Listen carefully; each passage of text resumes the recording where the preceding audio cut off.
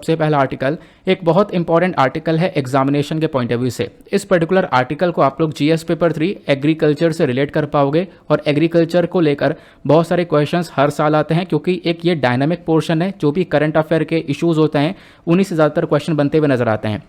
तो एक कॉन्सेप्ट चर्चा में आ चुका है, इसका नाम है DRS, direct seedling of rice. अब ये डायरेक्ट सीडिंग ऑफ राइस क्या होता है इसको हम थोड़ा सा समझेंगे बहुत इजी वे में और इंटरेस्टिंग वे में। आपको मैं पूरा ये कॉन्सेप्ट क्लियर करवा दूंगा, बट उससे पहले हम लोग देख लेते हैं कि इस आर्टिकल को इंडियन एक्सप्रेस ने डिटेल में पूरे एक्सप्लेन सेक्शन पर कवर किया है, यहीं से सारे पॉइंट्स को उठाया गया। पहले हम लोग एक बेसिक को देखते हैं आखिरकार ये आर्टिकल चर्चा में क्यों आया। क्योंकि पंजाब की सरकार ने एक अनाउंसमेंट किया है। अनाउंसमेंट ये है कि यहाँ पे फार्मर्स के लिए अगर कोई फार्मर पर एकड़ जमीन के ऊपर ये डायरेक्ट सीडिंग ऑफ राइस को ऑप्ट करता है, ये वाली टेक्निक को अपनाता है, तो उसको 1500 रुपये इंसेंटिव मिलेगा। ये 1500 रुपये इंसेंटिव 1 एकड़ के हिसाब से यहाँ पर दिया जा रहा है। अब आप देख पाओगे ये तो हुआ अनाउंसमेंट। इसी वजह से ये वाला जो नई टेक्निक है चर्चा में आ चुकी है क्योंकि इसको प्रमोट किया जा रहा है और ये टेक्निक कितनी ज़्यादा बेनिफिशियल है वो सब आगे हम डिस्कस करेंगे। इसके अंदर क्या होता है वो भी मैं आपको आगे बताऊंगा। लेकिन इसके बाद अगर हम लोग ये देखें कि इस वाली टेक्निक को हम लोग लंबे समय से यूज़ कर रहे हैं। साल 2021 के अंदर लगभग 5.62 लाख हेक्टेयर का जो टोटल राइस एरिया है पूरे पंजाब के अंदर में, वो यहाँ पर डायरेक्ट सीडिंग ऑफ राइस के अंदर था। मतलब ये वाली टेक्निक यहाँ पे इस्तेमाल की गई थी इतने एरिया में। लेकिन सरकार का जो टारगेट था वो ये था कि हम लोग 10 लाख हेक्टेयर की ज़मीन के ऊपर ये डायरेक्ट सीडिंग ऑफ राइस करें। लेकिन क्या हुआ, पिछला वाला जो टारगेट है वो अचीव नहीं हो पाया। अब इसी टारगेट को अचीव करते हुए हम लोग यहाँ पर फोकस कर रहे हैं, या फिर पंजाब की सरकार यहाँ पे वो फोकस कर रही है कि हम लोग यहाँ पर डायरेक्ट सीडिंग ऑफ राइस को बढ़ाएं, फार्मर जो है इसका यूज़ करें, इस टेक्निक का यूज़ करें। और इसके लिए यहाँ पर पंजाब सरकार ने 1500 रुपये इंसेंटिव पर एकड़ ज़मीन के लिए दिया है। अब इस आर्टिकल को डिटेल से कवर किया गया है इंडियन एक्सप्रेस के अंदर, आप देख पाओगे। चाहो तो आप लोग इस आर्टिकल को रीड आउट कर सकते हो। वैसे मैंने पूरा आर्टिकल भी लगा दिया है और इस पूरे आर्टिकल को मैंने आगे कॉपी पेस्ट कर दिया है क्योंकि हम लोग कॉपी पेस्ट करके यहाँ पे अच्छे से समझ पाएंगे। सबसे पहली चीज़, ये डीएसआर होता क्या है। देखो डीएसआर क्यों अलग है आपको ये समझना होगा। हम लोग डायरेक्ट सीडिंग ऑफ राइस के ऊपर इतना फोकस क्यों कर रहे हैं। देखो डायरेक्ट सीडिंग ऑफ राइस एक थोड़ा सा नया कॉन्सेप्ट हो गया। इससे पहले यहाँ पर हम लोग यूज़ करते थे ट्रांसप्लांटिंग पैडी का। यहाँ पे आप देख पाओगे पैडी क्या है, जो हमारी धान है। हम लोग पहले क्या कर रहे थे, जो हमारे फार्मर्स है वो इस वाले टेक्नोलॉजी का इस्तेमाल करते हैं। अब ये ट्रांसप्लांटिंग पैडी क्या होता है, पहले मैं एक बार डेफिनेशन रीड करता हूँ, फिर उसके बाद आगे मैं आपको पिक्चर्स के थ्रू समझाऊंगा। देखो धान के अंदर ट्रांसप्लांटिंग का मतलब आप समझ गए हो भाई, चीज़ों को एक जगह से हटाकर दूसरी जगह पर लगा देना। इस प्रकार से आपको ट्रांसप्लांटिंग देखने को मिल जाता है, ये चीज़ों को रिमूव कर देना। ठीक है, तो वही यहाँ पर कॉन्सेप्ट आपको लगता हुआ नजर आएगा। अब होता क्या यहाँ पर, जो फार्मर्स है कुछ नर्सरीज को तैयार करते हैं। नर्सरी जैसे आपको पता होगा, आपके शहर में भी नर्सरी होगी जहाँ से आप लोग प्लांट्स वगैरह लेकर आते हो, तो वहाँ पे पौधे वगैरह उगाए जाते हैं। तो इस प्रकार से जो फार्मर है वो एक नर्सरी को तैयार करते हैं। वो नर्सरी आप देख पाओगे कुछ इस प्रकार से नजर आती है और इसमें एक ट्रे वगैरह का यूज़ किया जाता है। जैसा आप लोग देख पा रहे होंगे ऑनलाइन में भी ये ट्रे मिलती है। इसी ट्रे में ये धान को लगाते हैं, इसी ट्रे में इस धान को लगाया जाता है। फिर अगला पिक्चर देखो, अब जब ये धान अच्छे खासे दिनों में, क्योंकि देखो इसमें ऑब्वियस सी बात है बहुत सारा इरीगेशन यानी कि बहुत सारा पानी लगता है और बहुत सारे दिन लगते हैं। अब बहुत सारे पानी और दिन लगने के बाद में ये यहाँ पर ऐसा उभर कर आता है हरियाल भरा सा। अब ये जो हरा भरा उभर कर आ चुका है तो हम लोग क्या करेंगे, इसको यहाँ से निकाल लेंगे। तो यहाँ पे क्या किया गया, ट्रे में उगाया। दूसरे में आप देख पाओगे ये ट्रे लगा रखी है, इसमें से हम लोगों ने इसको बाहर निकाला। इनफैक्ट यहाँ पे काफ़ी सारे लोग इसको फोल्ड करके भी ले जाते हैं। ये हमने बाहर निकाल लिया, आप देख पाओगे इस प्रकार से लोग फोल्ड कर रहे हैं। हमने निकालने के बाद क्या किया, इसको खेत में ले जाकर लगा दिया। तो ये क्या हो गया, ये तो हो गया नर्सरी जहाँ पे हम लोगों ने इसको उगाया। उगाने के बाद यहाँ पर जब ये अच्छा खासा यंग हो चुका है, उगाने लायक हो चुका है, तो इसको ले जाकर हमने खेत में बो दिया। बोने के तरीके में आप देख पाओगे मशीन से भी बोया जाता है ये, और साथ ही साथ यहाँ पर हाथ से भी इसको बोया जाता है। यहाँ पे आप लोग देख पा रहे होंगे हाथ से बो रहे हैं। तो यह होता है हमारा क्या, ट्रांसप्लांटिंग पैडी। ये यहाँ पर धान को हम लोग ट्रांसप्लांट करते हैं। क्लियर हुआ, तो एक जगह पर हमने लगाया, वहाँ से रिमूव करा, फिर दूसरी जगह पर लगा दिया, यही हमारा ट्रांसप्लांटिंग कहलाता है। आई होप आप लोगों ने बहुत अच्छे से और सिंपल से शब्दों में समझ लिया होगा। अब ये हम लोग पहले इस्तेमाल कर रहे थे और इसके अंदर ना रिसोर्सेज की रिक्वायरमेंट बहुत ज़्यादा होती है, लेबर भी बहुत ज़्यादा लगती है, वाटर यानी कि पानी भी बहुत ज़्यादा लगता है। तो इसका एक बहुत अच्छा ऑल्टरनेटिव है हमारे पास डायरेक्ट सीडिंग ऑफ राइस।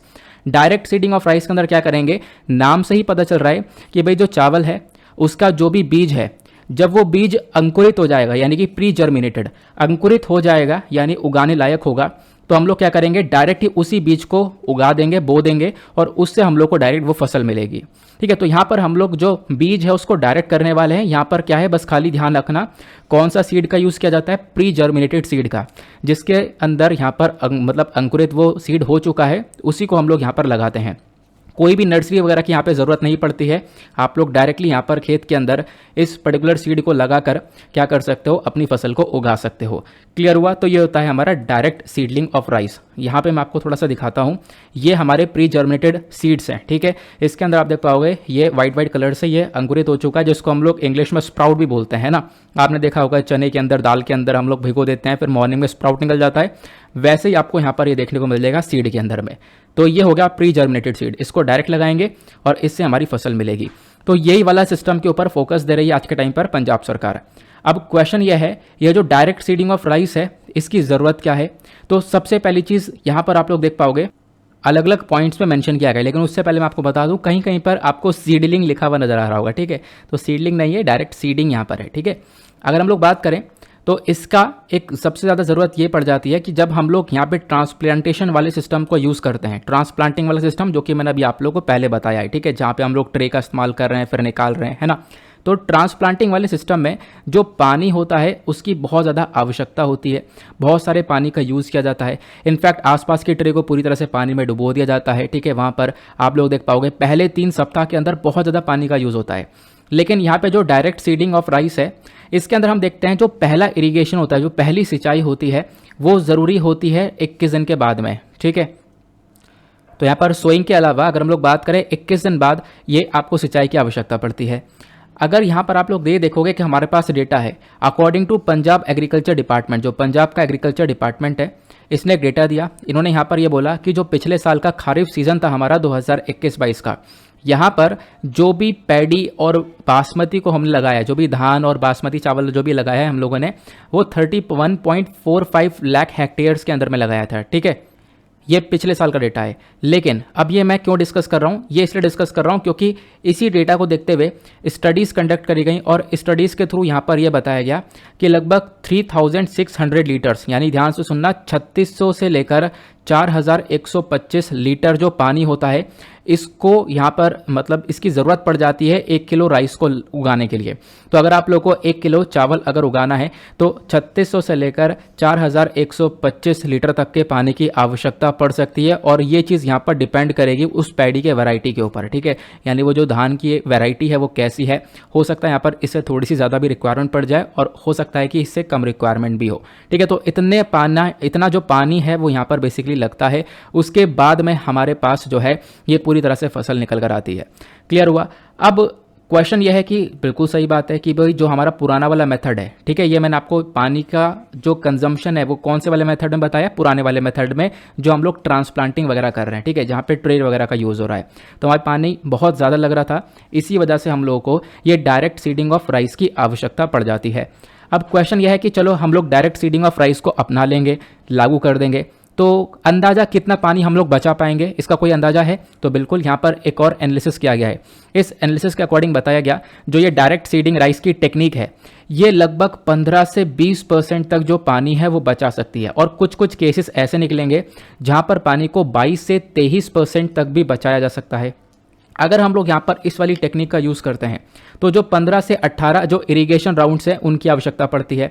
मतलब आपको अगर ये वाला फसल लगाना है, मतलब कि आप जो भी यहाँ पर राइस लगा रहे हो वो डायरेक्ट सीडिंग राइस इस वाली टेक्निक से लगा रहे हो, तो आपको सिंचाई के जो राउंड होते हैं वो कम लगाने पड़ते हैं, क्योंकि आपको सिंचाई रेगुलर बेसिस पर करनी होती है। तो 15 से 18 राउंड की ही सिंचाई करनी पड़ती है। लेकिन जब आप लोग पुराना वाला मेथड इस्तेमाल करोगे, कौन सा वाला, ट्रांसप्लांटिंग वाला, ट्रे वाला, तो वहाँ पर क्या होता है 25 से 27 राउंड लगाने पड़ते हैं इरीगेशन के। तो ऑब्वियस ही बात है 25 से 27 राउंड लगा रहे हो तो यहाँ पर पानी का रिक्वायरमेंट बढ़ जाता है। लेकिन ऊपर यहाँ पे आप देख पाओगे डीएसआर के अंदर पानी का रिक्वायरमेंट कम रहता है। इनफैक्ट यहाँ पर यह बताया गया अगर हम लोग सारी की सारी जितनी भी हमारे पास चावल की फसल है उसको इसी वाली टेक्निक के अंडर में, यानी कि डीएसआर वाली टेक्निक के अंडर में ले आएँ, तो कम से कम हम लोग 810 से लेकर 1080 बिलियन लीटर्स ऑफ वाटर को हर साल बचा सकते हैं। ठीक है, ध्यान से सुनना, 810 से लेकर 1080 बिलियन लीटर्स वाटर्स को हम लोग सेव कर सकते हैं। ये अपने आप में एक तरीके से इंपॉर्टेंट टेक्निक देखने को मिल जाएगी। क्लियर हुआ? तो इतना समझ में आया। देन उसके बाद डिस्कस करते हैं ये जो डायरेक्ट सीडिंग ऑफ राइस है इसके फ़ायदे क्या देखने को मिलेंगे। चलो हमने इसको यूज़ कर लिया, फ़ायदे बताओ। सबसे पहला फ़ायदा, आपको लेबर की रिक्वायरमेंट कम पड़ेगी। पहले क्या हो रहा था, पहले जो ट्रेडिशनल मेथड है जहाँ पे ट्रे वाला यूज़ हो रहा था, मैं बार बार ट्रे बोल रहा हूँ ताकि आप याद रख पाओ, है ना। तो जो ट्रेडिशनल मेथड था इसके अंदर कोई भी यहाँ पर आप कह सकते हो कि अगर हम लोग बात करें एक नर्सरी की आवश्यकता पड़ रही थी, है ना, वहाँ पर पूरी तरह से टाइम लग रहा था। उसके बाद यहाँ पे बहुत सारा पानी लग रहा था, बहुत सारे लोगों की आवश्यकता पड़ रही थी। बट डीएसआर के अंदर बात करें तो डीएसआर यहाँ पर आराम से लेबर शॉर्टेज प्रॉब्लम को सॉल्व कर सकता है। अगर लेबर की शॉर्टेज है तो भाई यहाँ पर कम ही लेबर की आवश्यकता है, यहाँ पे ज़्यादा लेबर की आवश्यकता है भी नहीं, क्योंकि यहाँ पे कोई अलग से नर्सरी चाहिए नहीं। पहले वहाँ पे काम करो फिर उसके बाद निकाल के दूसरी जगह पर लेकर आओ, तो ऐसा यहाँ पर कोई ऐसा रिक्वायरमेंट है नहीं। तो आराम से यहाँ पर आप देख पाओगे, इसका एक सबसे पहला फ़ायदा ये देखने को मिलता है। उसके बाद दूसरा फ़ायदा देखने को मिलेगा, जो भी हमारा यील्ड है यानी कि जो भी हमारा प्रोडक्शन हो रहा है उसके अंदर एक बढ़ोतरी देखने को मिलेगी। कुछ रिजल्ट्स हमें ये बताते हैं, यानी कुछ रिसर्च हुई है और उसके बाद यहाँ पे रिजल्ट्स देखे हैं हम लोगों ने, और ये पता चला कि अगर हम लोग डीएसआर टेक्निक का इस्तेमाल करें तो डीएसआर टेक्निक से क्या हो रहा है कि जो मतलब क्वांटिटी है वो थोड़ी सी ज़्यादा निकल कर आ रही है। मतलब कि आप कह सकते हो कि जो मान लो हम लोग 1 एकड़ के ऊपर ये यहाँ पे प्रोडक्शन कर रहे हैं, तो जब हम लोग इनकी कटाई वगैरह करते हैं तो हमें जो सामान आउटपुट निकल रहा है, आउटपुट निकल कर आ रहा है वो 1-2 कुंटल ज़्यादा निकल कर आ रहा है, ये यहाँ पर बताया गया। तो मतलब कि आप लोगों के पास क्वांटिटी भी ज़्यादा निकल कर आ रही है, तो इसका ये फ़ायदा आप लोगों को देखने को मिल जाएगा। ठीक है, तो आपको 2-4 फ़ायदे देखने को मिल जाएंगे, प्लस पानी वगैरह भी सेव हो रहा है, वो भी अपने आप में एक बेनिफिट है। तो फ़ायदे हो गए।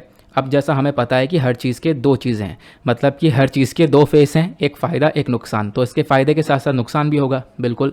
पहला नुकसान क्या है इसका, सुइटेबिलिटी। देखो यहाँ पर सबसे इंपॉर्टेंट फैक्टर जो है फार्मर्स के लिए वो यह है कि इसको लाइट टेक्सचर वाले सॉइल में नहीं उगा सकते। मतलब कि अगर आप लोग डीएसआर टेक्निक का इस्तेमाल कर रहे हो, मतलब डायरेक्ट अगर आप लोग बीज को बो रहे हो, तो जो मिट्टी है जिसके अंदर मतलब लाइटनेस हल्की मिट्टी आपको देखने को मिल रही है उसके अंदर ये काम नहीं कर सकते।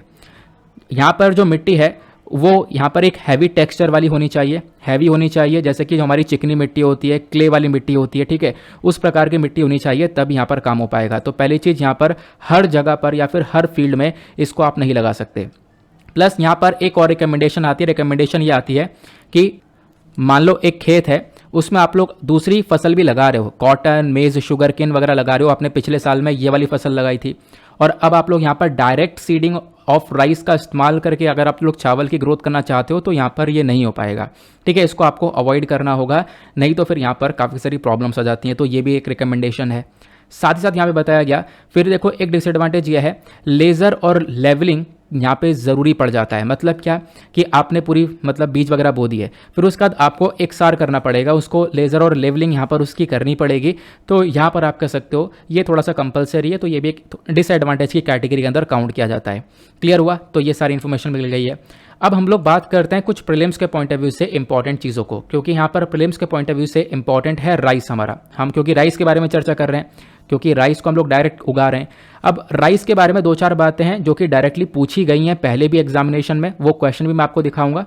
पहला फिलहाल तो मैं अभी आपको बता देता हूँ। देखो, राइस एक ऐसा यहाँ पर फूड है, एक ऐसा खाना है जो कि आधे से ज़्यादा जनसंख्या यहाँ पर उसके ऊपर डिपेंडेंट है। चावल को हर कोई यहाँ पर कंज्यूम कर रहा है, ज़्यादातर जनसंख्या इंडिया के अंदर चावल कंज्यूम करती है।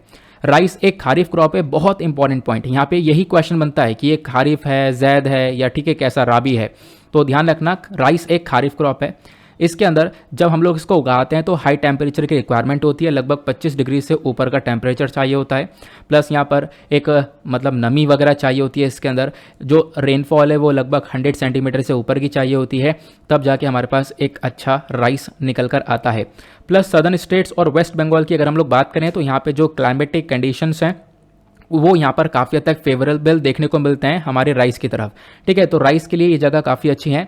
इसी वजह से वेस्ट बंगाल और यहाँ पे सदर्न स्टेट्स के अंदर आप देख पाओगे चावल की ग्रोथ काफ़ी होती है। जो वेस्ट बंगाल फार्मर्स हैं वो 3 प्रकार की ये चावल की फसलों को उगाते हैं। वो फसलें कौन कौन सी हैं? एक है औस, दूसरा अमन और तीसरा बोरो। ठीक है, ये आपको देखने को मिल जाएगा।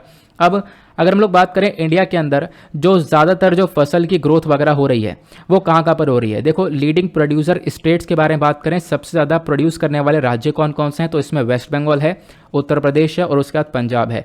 फिर उसके बाद यहाँ पर हम लोगों को मतलब कौन कौन से स्टेट से ज़्यादा ग्रोथ मिल रही है? मतलब कि ज़्यादा उपज कहाँ पर है, यील्डिंग मतलब होता है उपज। ज़्यादा उपज आपको पंजाब, तमिलनाडु, हरियाणा, आंध्र प्रदेश, तेलंगाना, वेस्ट बंगाल और केरला में देखने को मिल जाती है। क्लियर हुआ। और इंडिया जो है सेकेंड लार्जेस्ट प्रोड्यूसर है चावल का चाइना के बाद में, ये भी आपको ध्यान रखना है। अब आप देख पाओगे यूपीएससी ने 2013 में एक क्वेश्चन पूछा है। क्वेश्चन यह है कि आपको अलग अलग फसलों के नाम दिए गए, कॉटन, ग्राउंडनट, राइस और वीट। बताना यह है कि इनमें से खारिफ क्रॉप्स कौन सी हैं। तो इसका करेक्ट आंसर क्या हो सकता है। तो यहाँ पर मैंने आपको अभी बताया कि जो आपका वीट यहाँ पर देखने को मिल रहा है वो तो खारिफ क्रॉप है नहीं। राइस जो है, राइस खारिफ क्रॉप है, अभी मैंने आपको बताया कि है ना, राइस यहाँ पे खारिफ क्रॉप देखने को मिलता है। तो थर्ड वाला आपका करेक्ट ऑप्शन हो गया। ठीक है, चलो थर्ड वाला राइस खारिफ क्रॉप है, ग्राउंडनट भी खारिफ है और कॉटन भी खारिफ है, और वीट हमारा राबी क्रॉप है, आपको ध्यान रखना है। तो इसके लिए यहाँ पर जो हमारा करेक्ट आंसर है ये 1 2 3 स्टार्टिंग, यानी कि ऑप्शन सी हमारा करेक्ट आंसर हो जाएगा। तो 2013 का ये क्वेश्चन था। ये चार्ट मैंने लगा दिया है, इसको आप लोग देख सकते हो कि राबी और खारिफ और जैद क्रॉप्स कौन कौन सी होती हैं। ठीक है, इसको आप लोग डाउनलोड कर सकते हो इस PDF को टेलीग्राम से। तो यहाँ पे मैंने आपको बता दिया वीट, बार्ले, पीस, ग्राम, मस्टर्ड ये राबी क्रॉप्स हैं। राइस, मेज, जोवर, बाजरा, तूर, मूंग, उड़द, कॉटन, जूट, ग्राउंडनट, सोयाबीन ये खारिफ क्रॉप्स हैं। फिर उसके बाद सीजनल फ्रूट, वेजिटेबल्स ये हमारी जैद क्रॉप हो गई। कौन कौन से राज्यों में उगाई जाती है वो भी डेटा यहाँ पर आपको अवेलेबल देखने को मिलेगा।